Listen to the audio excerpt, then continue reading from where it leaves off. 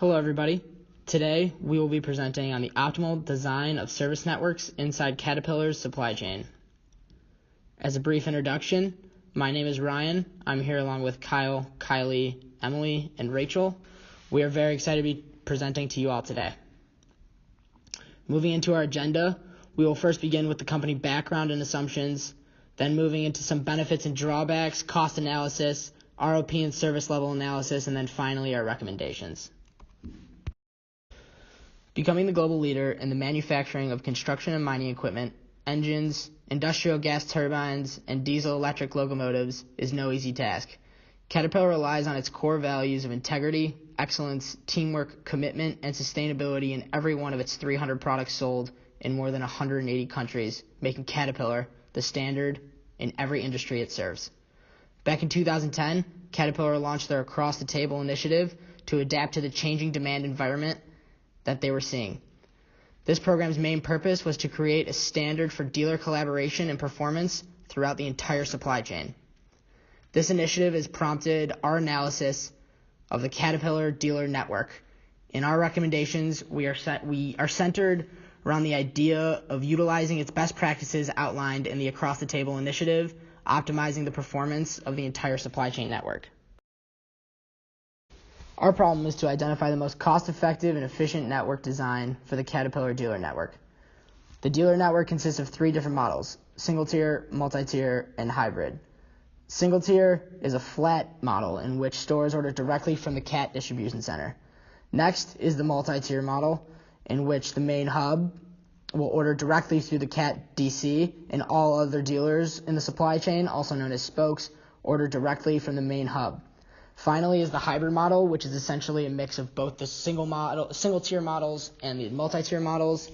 This model has both dealers that order from a hub as well as warehouses that will order directly through the CAT distribution center. In our calculations, we had to make a few assumptions about the data provided. First was that we noticed that since the data provided for 2015 was very minimal, we decided to take averages over 2 years to maintain conservative recommendations. Next, we assume that any part with less than 3 picks is going to be classified in Class A. And finally, for our initial calculations, we assume that each warehouse begins with 0 safety stock. Next, I will pass it off to Kyle, who will be going into more about the benefits and drawbacks of each model.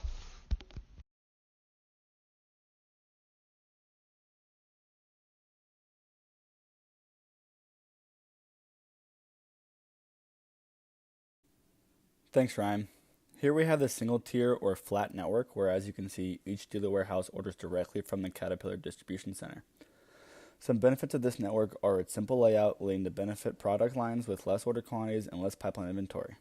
Some drawbacks would start with the lack of flexibility, particularly not being able to have consolidated orders, leading to high transportation costs and high stockout risk. This network would be ideal in the situation that demand distribution order patterns are relatively constant because of the 45-day lead times. This situation would also be ideal where dealer warehouses are in close proximity to CAT's distribution centers and customers, minimizing transportation and real estate costs. Next is the multi-tier or hub and spoke network. As you can see, this network is very similar to the single-tier network, except it has a dealer hub warehouse between the Caterpillar distribution center and the dealer warehouses. The hub allows for the dealer warehouses to have consolidated shipments, which would lead to lower transportation costs, increased customer service, increased safety stock, and would decrease lead times through the hub. Some drawbacks, however, would be an increased lead time from the distribution center to the dealer warehouses, an increase in inventory holding costs, and an increase in inventory pipeline because of the additional facilities. This network would be ideal in the situation that needs to be able to adapt to fluctuation in demand distribution and order patterns, so that the dealer warehouses can get their orders in with less lead. This situation is also ideal where the dealer warehouses are spread out, where there can be a regional hub to distribute to the dealer warehouses. The third network is exactly what it says and looks like, a hybrid of the single and multi-tiered network. In this network, the dealer warehouse can order from a dealer hub warehouse or directly from the Caterpillar distribution center. Like the multi-tier network, the hybrid network allows for consolidated shipments, but also has a very flexible distribution network, which also allows for a decreased lead time for high-velocity products.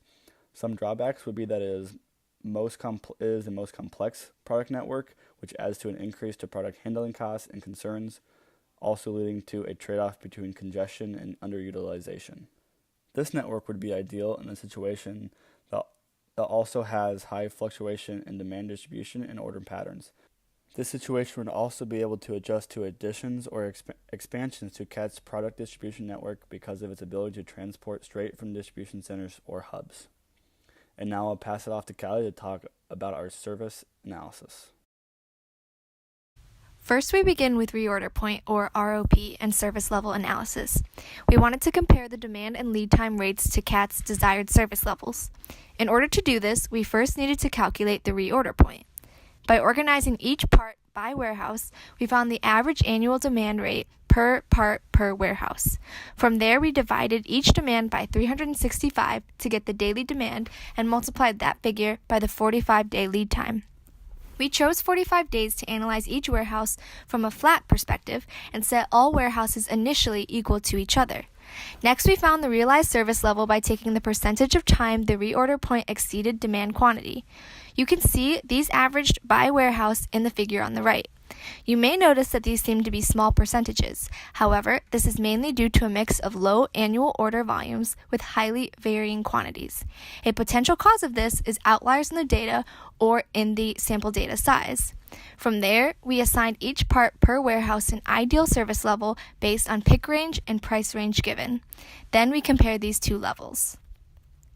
These two graphs display the service level discrepancy, which represents the amount of time the realized service level was less than the ideal level. Upon first glance, we found that warehouses A and J included the most amount of parts not meeting their demand.